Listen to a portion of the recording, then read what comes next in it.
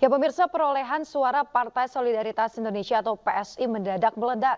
Publik mempertanyakan anomali perolehan suara PSI yang mendadak menanjak pesat, padahal berdasarkan hasil hitung cepat PSI hanya memperoleh 2,6%. Perolehan suara Partai Solidaritas Indonesia mendadak melejit. Hingga Sabtu siang perolehan suara PSI menyentuh angka 3,12%. Hal ini sontak menimbulkan kecurigaan. Bagaimana tidak? Dalam hasil hitung cepat, partai berlogo mawar merah itu terancam tidak lolos ambang batas parlemen dengan hasil 2,6%. Namun dalam hitungan KPU, suara PSI yang semula 2,29 juta ada kenaikan lebih dari 103.000 suara dalam kurun waktu 29 jam. Kini, perolehan suara PSI menyentuh 2,39 juta suara atau 3,12%. Pengamat politik dan juga Direktur Eksekutif Indikator Politik Burhanuddin Muhtadi turut mengkritisi anomali perolehan suara PSI yang melesat melebihi hasil hitung cepat sejumlah lembaga survei. Melalui cuitan di akun X, Burhan berpesan kepada PSI untuk menerima lapang dada ketimbang berhasil lolos ke parlemen namun menimbulkan delegitimasi terhadap hasil pemilu 2024. Anomali tidak hanya terjadi pada suara PSI, tetapi juga Partai Gelora. Baik PSI dan Gelora, keduanya merupakan partai koalisi pengusung Capres-Cawapres nomor urut 2, Prabowo Subianto dan Gibran Rakabuming-Raka. Sementara dalam berbagai kesempatan, PSI percaya diri partai yang dipimpin putra bungsu Presiden Jokowi Kaisang Pangarep akan lolos parlemen di pemilu 2024. Dari Jakarta, Tim Liputan iNews melaporkan.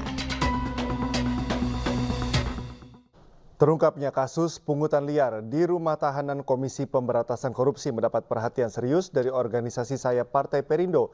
Pemuda Partai Perindo menilai Komisi Pemberantasan Korupsi perlu melakukan perombakan total.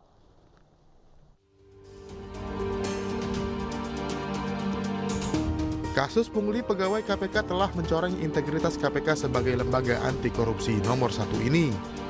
Tindakan pegawai KPK ini juga menjadi penghambat pemberantasan tindak pidana korupsi yang masih marak terjadi di tanah air.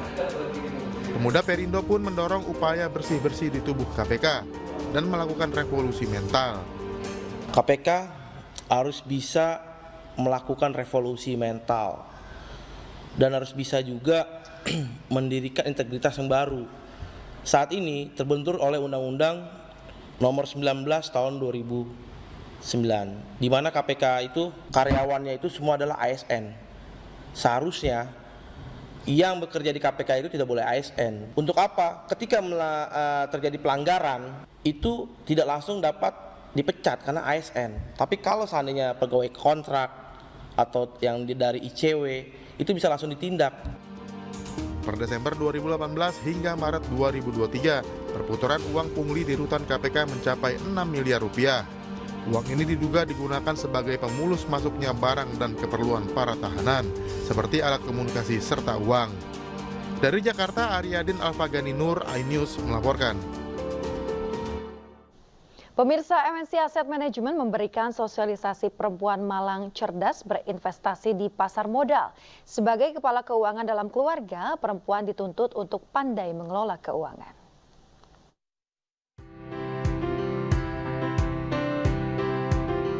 PT MNC Asset Management mendukung acara sosialisasi perempuan Malang cerdas berinvestasi di pasar modal yang digelar di Aula Kantor Otoritas Jasa Keuangan OJK Kota Malang, Jawa Timur.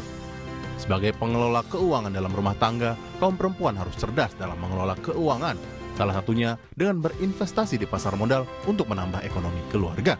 Secara nasional memang investor perempuan itu angkanya kurang lebih 38% ya dari 12,3 juta.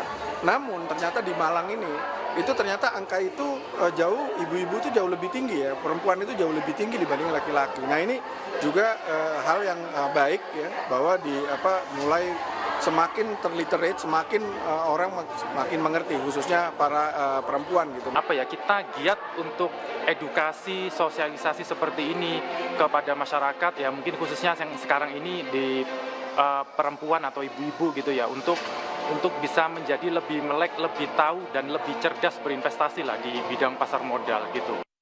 Kegiatan sosialisasi investasi keuangan ini digelar Asosiasi Pelaku Reksadana dan Investasi Indonesia, APRDI, Bursa Efek Indonesia, dan Otoritas Jasa Keuangan. Acara ini diharapkan dapat menambah literasi keuangan bagi kaum perempuan, terutama terkait investasi dan reksadana. Dari Malang, Jawa Timur, Denny Irwansyah, iNews melaporkan.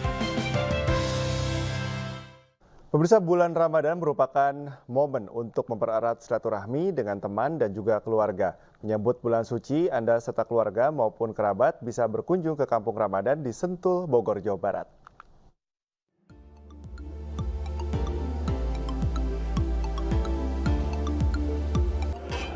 Bulan suci Ramadan merupakan ajang untuk mempererat tali silaturahmi.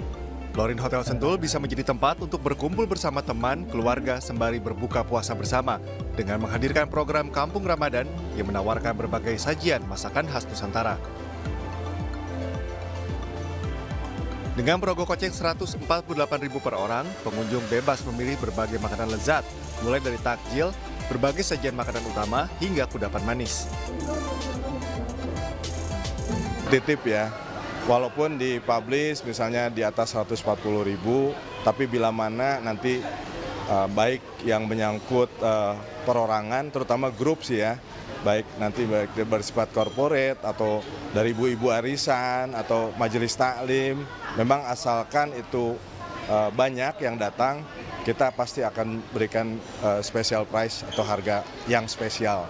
Oke. Pastinya kita ada ya makanan tajil, pembuka puasa, terus ada makanan live cookingnya kayak seperti kebab, nanti ada dimsum, ada gado-gado, dan pastinya makanan-makanan yang biasa nanti ditampilkan di bulan puasa.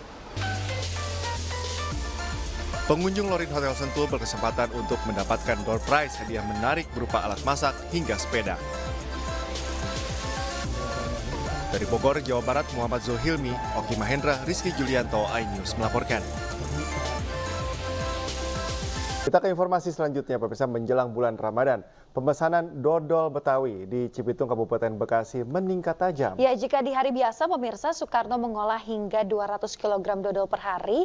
Jelang bulan Ramadan, pengolahan dodol mencapai 4 ton per harinya. Ya, dan pemirsa, informasi ini sekaligus menutup iNews pagi hari ini. Akhir kata saya Cika Multazam. Dan saya Esmetania pamit undur diri. Terima kasih, selamat pagi dan sampai jumpa.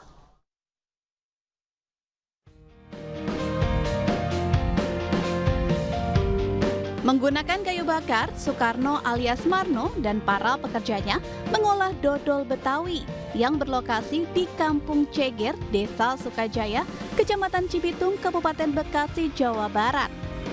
Selama 30 tahun, Soekarno membuat dodol ketan dengan bahan-bahan pilihan, mulai dari tepung beras ketan, santan, serta gula merah dan gula putih tanpa bahan pengawet. Proses mengaduk dodol di kuali ini pun berlangsung hingga 9 jam, yang dilakukan secara bergantian. Soekarno pun jatuh bangun dalam menggeluti usaha pembuatan dodol. Berawal dari meneruskan usaha kecil-kecilan mertuanya, kini dodol Bapak Marno sudah mempunyai dodol varian rasa, serta beragam kue kering khas Betawi. Dalam mengembangkan usahanya, awalnya Soekarno memberanikan diri untuk mencari modal kepada salah satu bank. Modalnya sangat cepat dan suku bunganya sangat ringan, jadi kita bisa